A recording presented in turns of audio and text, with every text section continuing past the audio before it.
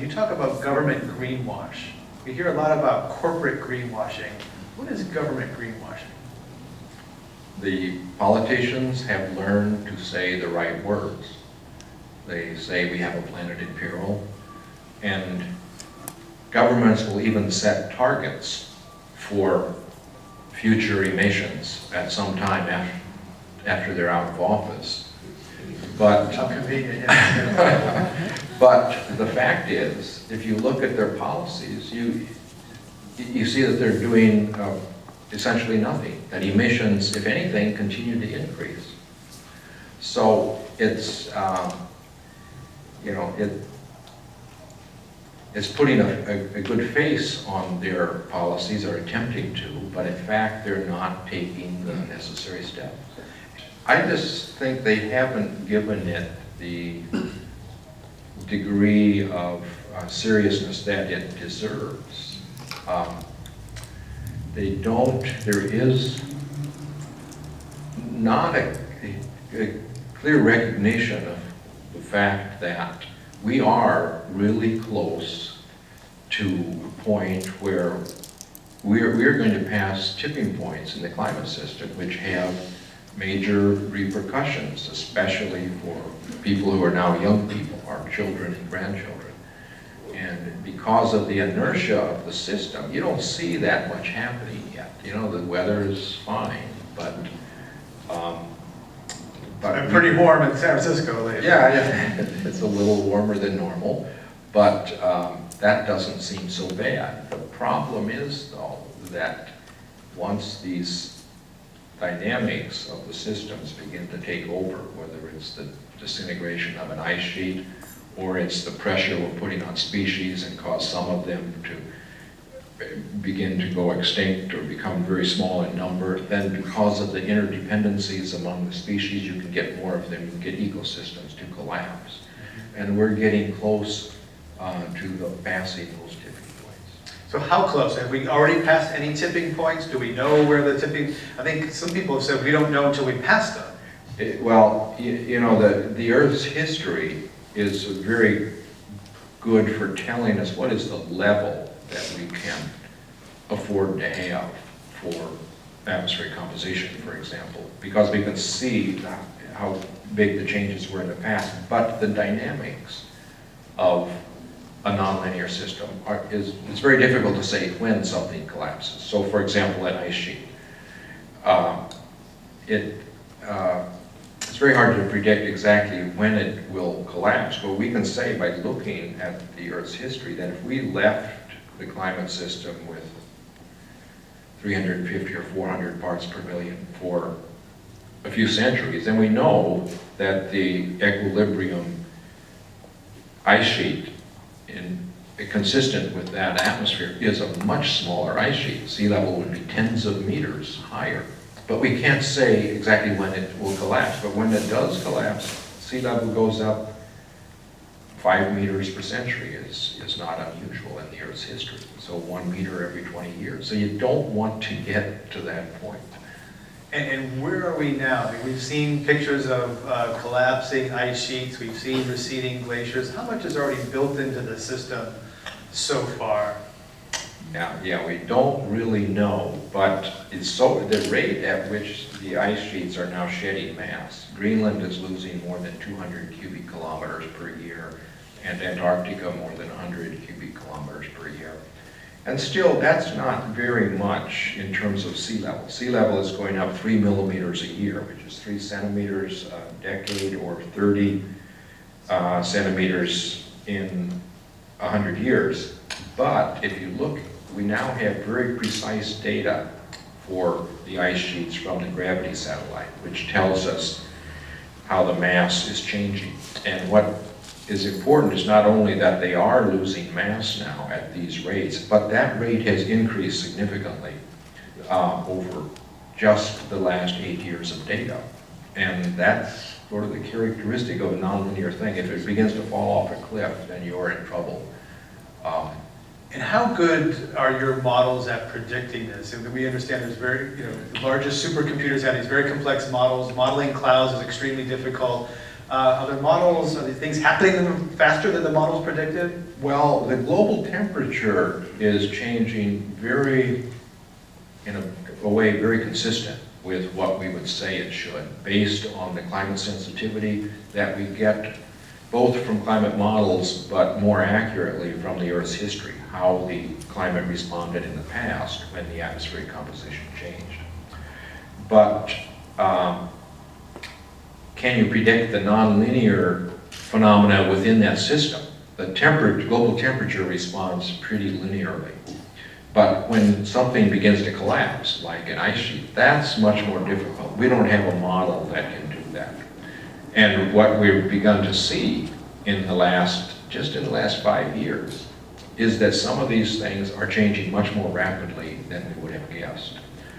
The Arctic sea ice, for example, in the amount of sea ice left at the end of the summer, has declined by more than 30%. And that, we're probably going to lose that summer sea ice within the next few decades. And it's hard to imagine that the ice sheet can then be stable if the Arctic is ice-free in the summer. And that's another, nobody thought that the ice sheets would start to shed ice as fast as they are now. So that's what has really gotten glaciologists and other scientists really worried in just the last few years. We know that's bad news for polar bears, but what does it mean for the Earth? That's what the refrigerator up there that keeps the Earth, cools the Earth. What's the human impact of no summer sea ice? Why should we care? Well, one reason is because people are going to go up there and look for oil and exacerbate the problem. But the real, that tipping point is a reversible one. If we would restore the planet's energy balance and make it slightly negative, then ice would regrow on the ocean. The planet is now, the basic physics, and this is what really tells us that we're confident that we know what we're talking about, because the basic physics is that as you add CO2 to the atmosphere, that reduces the heat radiation to space. And so the planet is out of balance. You're still getting the same amount of sunlight coming in, but you reduce the amount of heat going out. So the planet starts to warm up, but where does that energy go? Well, most of it goes into the ocean. The ocean is getting warmer, and then the ocean is melting the ice shelves around the ice sheets. So the oceans are getting more acidic, and that's another problem. People talk about coral just being gone. Well, coral reefs are very important because they're like the rainforests of the ocean. About 1/3 of the species in the ocean are associated with coral reefs.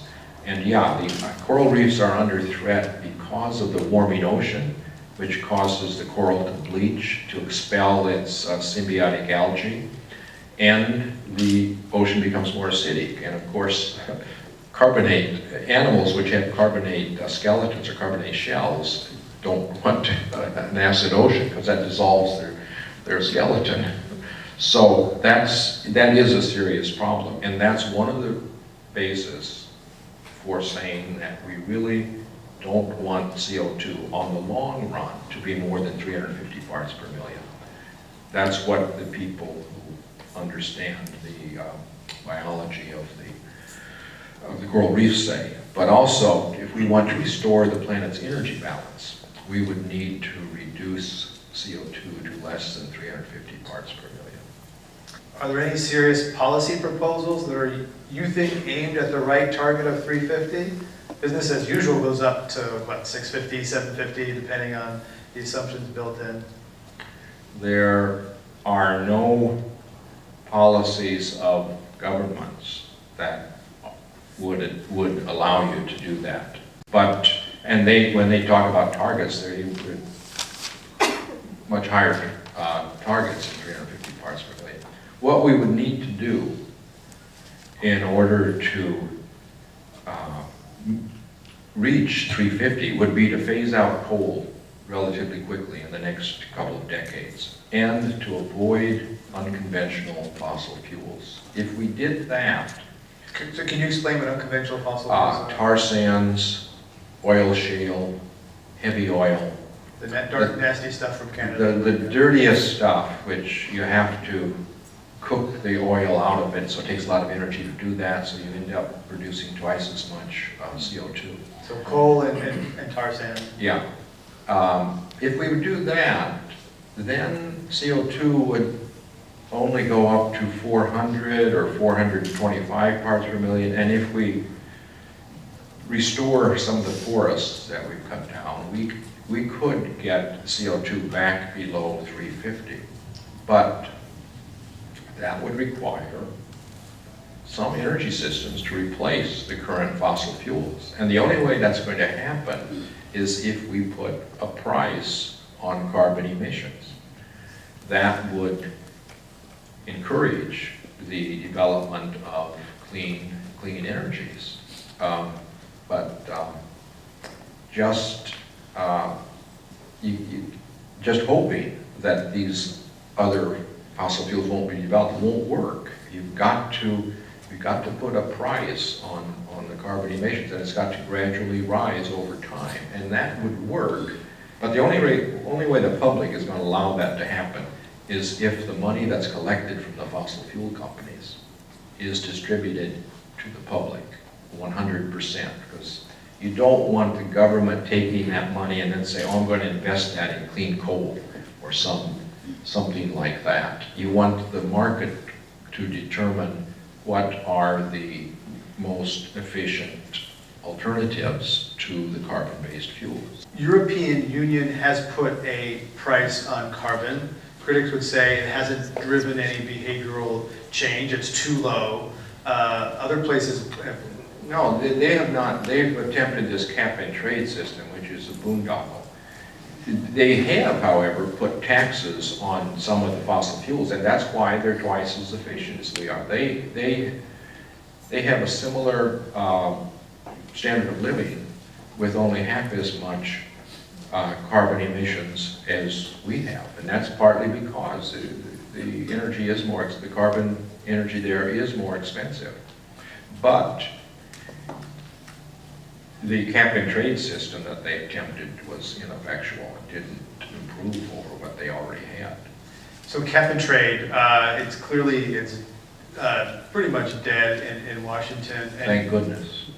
And I know some other people here, friends of yours, Lester Brown from the World Resources Institute said that Waxman Markey was worse than nothing. Yeah. A lot of environmental groups, including maybe some people in the audience, thought that cap and trade, while not perfect, was better than nothing. What do you say to the enviros and others who thought at least it was a start to put a price on carbon? Yeah, it would. The net effect, because it was not only cap and trade, but there were offsets, so that the real reductions were only several percent. And it would lock in, and it was giving away money to this clean coal and money to fossil fuel interests. We actually have to put a real price on carbon. It was a very low price. It would have very little effect in changing people's lifestyles or their choices. The simple fact is that as long as fossil fuels are the cheapest energy, we will keep using them. And you have to put a significant price on it. The business community has to know that that's going to continue to go up. And if that happened, they would invest in alternatives, and there would be innovations, and people would, because it would be a significant price. By the time it gets up to $100 a ton of CO2, it's about $1 a gallon of gasoline. And it begins to be something that people can see. But by the time it gets up that high, with the current fossil fuel use in the United States, that's $600 billion per year. If you distribute that to the public, it's $2,500 to $3,000 per legal adult resident of the country, including half a share for children, up to 2 per family. So $7,000 or $8,000 per family with 2 or more children. That's enough so that 60% of the people would get more in this monthly green check than they would pay in increased energy prices.